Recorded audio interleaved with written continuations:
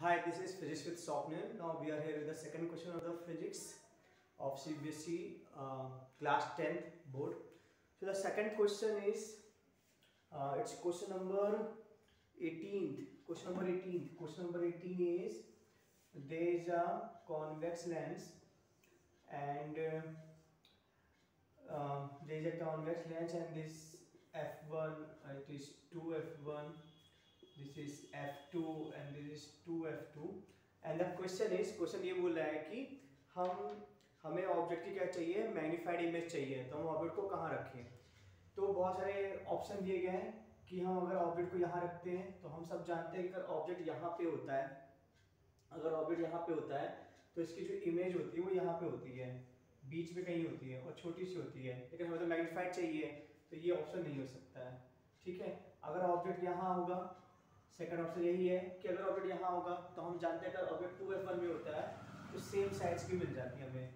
अब same size मिला हमें, यहाँ पे हमें क्या मिला, सेम साइज मिला, मैग्नीफाइड तो मिला नहीं, बड़ा मिला नहीं, तो ये भी ऑप्शन गलत है। फिर बोला है कि एक ऑप्शन था कि यहाँ पे है ऑब्जेक्ट, अगर ऑब्जेक्ट यहाँ पे होगा तो हम जानते हैं कि जो हमें इमेज है वो इन्फिनाइट में मिलेगी।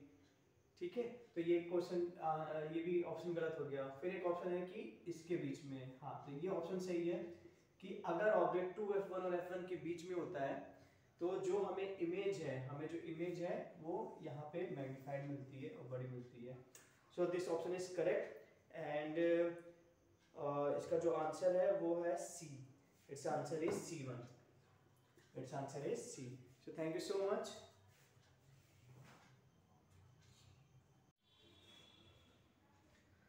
Hello, this is physics with Swapnil. सो हम सब जानते हैं कि हम लोग क्लास 10 के CBSE के फिजिक्स के क्वेश्चन कर रहे हैं, सॉल्व कर रहे हैं। 2 क्वेश्चन पहले सॉल्व हो चुके हैं। Now we are on the third question. The third question ऐसा कुछ है, ऐसा कुछ डायग्राम दिया गया है। कोई बोला गया है कि ये ऑप्टिकल डिवाइस है और रेज आ रही हैं, ऐसे रेज आ रही हैं और फिर रेज ऐसे जा रही हैं। ठीक है, और कुछ ऑप्शन दिए गए हैं, बोले कि ऑप्टिकल डिवाइस क्या है। ऑप्शन बांटे गए हैं, मिरर में बांटे गए हैं और लेंस में बांटे गए हैं।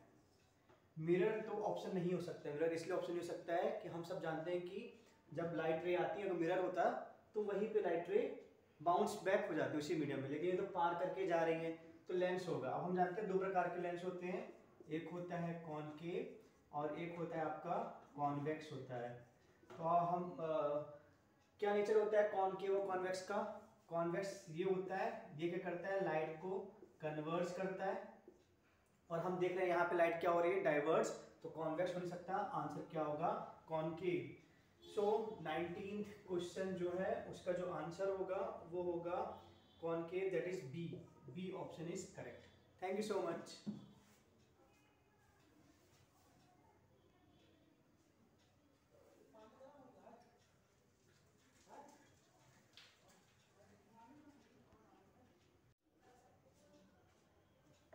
Hello friend, this is Physics with Swapnil and as we know that we are doing CBSE Physics solution of class 10th।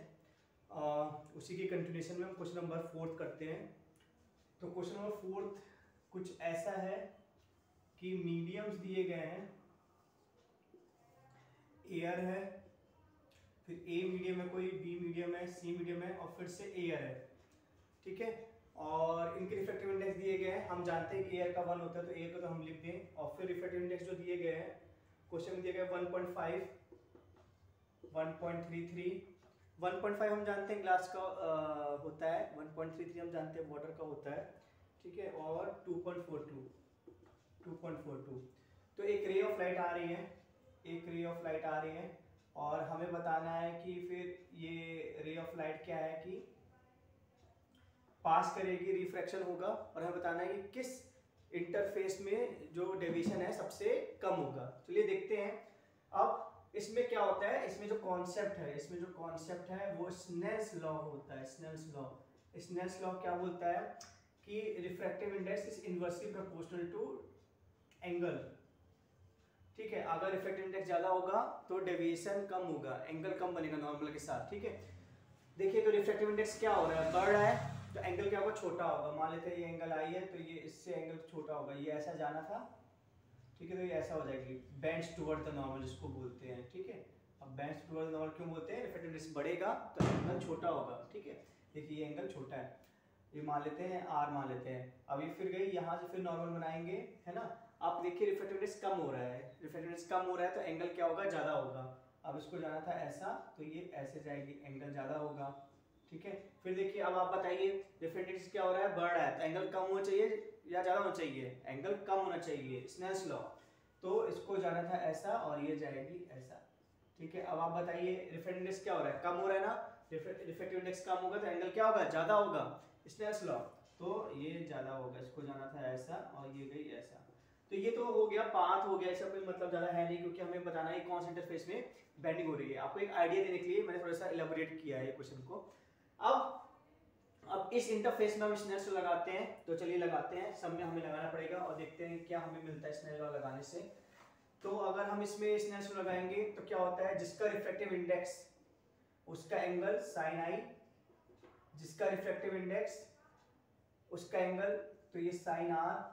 ठीक है, तो साइन आर हमारा क्या हो जाएगा? साइन आई बाय 1.5, ये हो जाएगा साइन आर। ये हमारा डेविएशन होगा पहले का। ठीक है, इस इंटरफेस का ये डेविएशन निकलेगा साइन आई बाय 1.5। अब हम ए बी का देखते हैं, ए बी इंटरफेस के लिए देखते हैं। ए बी इंटरफेस के लिए देखेंगे, ए का रिफ्रैक्टिव इंडेक्स कितना है? 1.5। इसका एंगल क्या होगा? इसका जो एंगल होगा, ये पैरेलल है तो ये एंगल बराबर होंगे, तो इसका एंगल वही होगा जो साइन आर का एंगल है, मतलब साइन आई बाय 1.5, है ना। और इसका रिफ्रैक्टिव इंडेक्स कितना है? 1.33, और इसको बोलते हैं साइन आर वन बोल लेते हैं। तो ये कैंसिल, तो sine i by 1.33 equal to sine r one. ठीक है, अब हम बीसी इंटरफेस ले लेते हैं। बीसी इंटरफेस लेंगे तो बी का रिफ्रैक्टिव इंडेक्स 1.33, अब इसका एंगल, तो ये हमारा वैसे ही सीक्वेंस में आएगा कि जो इसका ये जिस एंगल से निकला था वही इसका इंसिडेंस एंगल हो जाएगा। तो साइन आर वन की वैल्यू यहाँ रख देंगे, साइन आई बाय 1.33, और इसका रिफ्रैक्टिव इंडेक्स सी का कितना है? 2.42, और साइन आर टू ले लेते हैं, तो ये कैंसिल हो गया। तो sine i by 2.42 equal to sine r two. इतने समय आइडिया लग जाएगा। देखिए साइन आई सब में कॉमन है, साइन आई सब में कॉमन है, साइन सॉरी एक बहुत ज़्यादा हो गया, ये नहीं होना चाहिए। ठीक है, देखिए साइन आई सब में कॉमन है। अब साइन आर जो है वो डेविएशन है, तो डिनोमिनेटर में जिसकी वैल्यू ज्यादा होगी ओवरऑल वैल्यू कम होगी। तो सबसे वैल्यू ज्यादा किसकी है? इसकी है, तो इसकी ओवरऑल वैल्यू कम होगी। और क्वेश्चन में ये था कि लीस्ट डेविएशन क्या कहाँ होगा, तो लीस्ट डेविएशन कहाँ होगा? बीसी इंटरफेस में होगा, और ये बीसी इंटरफेस का जो ऑप्शन है वो सी, तो इसका आंसर करेक्ट होगा C. Thank you so much.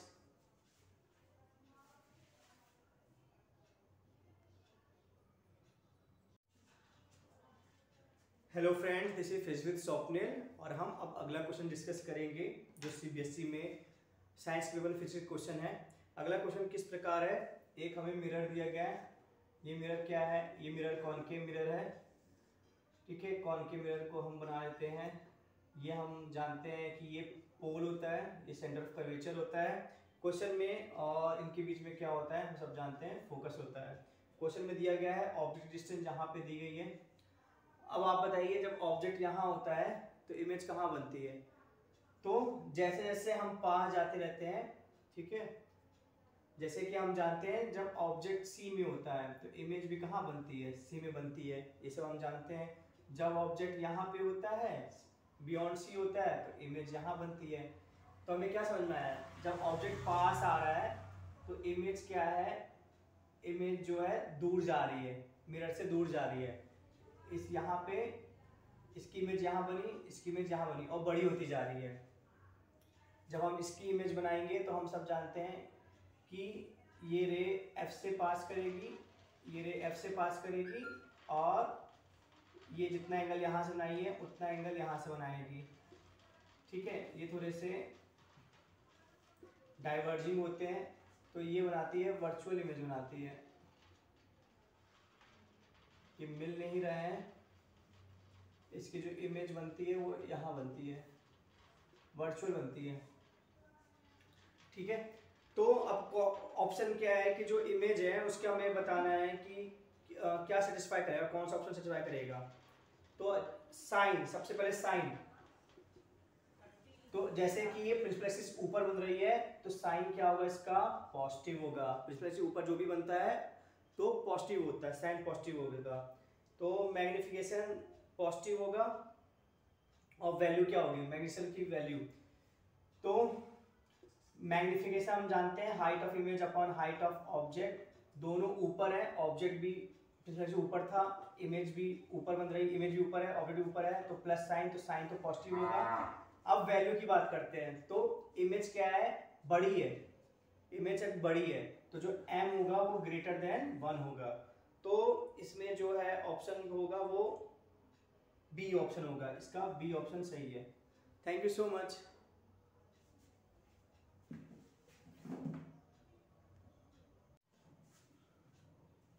Hello friend, this is Physics with Swapnil and we are going to discuss the physics problem which has come in English physics paper in class 10 CBSE.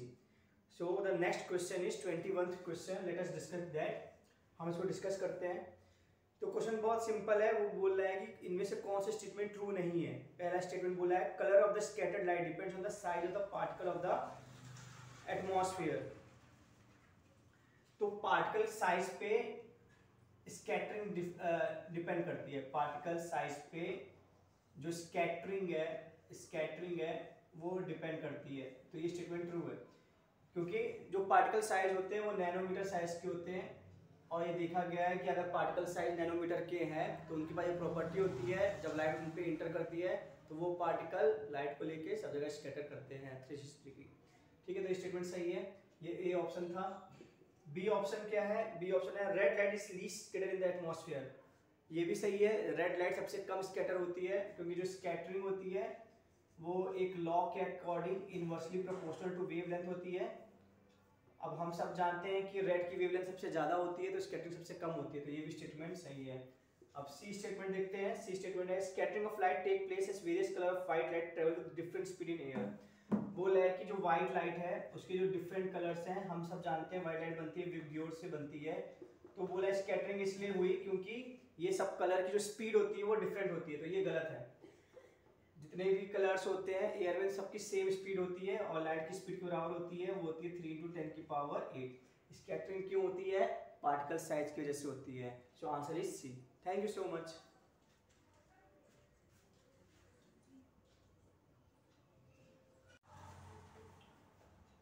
Hi, this is Physics with Swapnil and we are going to continue the discussion about the physics question in science paper. The next question is 23rd question। 23rd question ऐसा है कि ray of light आ रही है, medium change हो रहा है, ये ऐसे बेंड हुई, फिर हम नॉर्मल ड्रॉ करेंगे और फिर हमें दिखा रहा है कि ये अवे बेंड हुई, जाना था ऐसा और ये अवे बेंड हुई, ऐसा कुछ पिक्चर है। तो ये एंगल 1 बोला गया है, ये एंगल 2 बोला गया है, ये एंगल 3 है और ये एंगल 4 है। रिफ्रैक्टिव इंडेक्स दिए गए हैं, ABC दिया गया है, ABC और कुछ ऑप्शन दिए गए हैं। जैसे पहला ऑप्शन दिया गया है कि एंगल 1 ग्रेटर देन एंगल 4, ये ऑप्शन दिया गया है कि क्या ऐसा है। तो बिना रिफ्रैक्टिव इंडेक्स जाने हम इस पे कमेंट नहीं कर सकते, तो ये ऑप्शन नहीं हो सकता है। सेकंड ऑप्शन दिया गया है angle 1 is less than angle 2, angle 1 is less than angle 2, तो हमको दिख रहा है कि एंगल 1 ज़्यादा है एंगल 2 कम है, ये तो बाय ऑब्जर्वेशन है, तो ये भी नहीं हो सकता है। फिर तीसरा ऑप्शन हम देखते हैं एंगल 3 इक्वल टू एंगल 2, तो सिंपल मैथ है, ये लाइन नॉर्मल पैरेलल है और ये लाइन क्या है, ट्रांसवर्सल है, तो ये एंगल इक्वल ही है, तो ये सिंपल मैथ से angle 3 equal to angle 2। Thank you so much.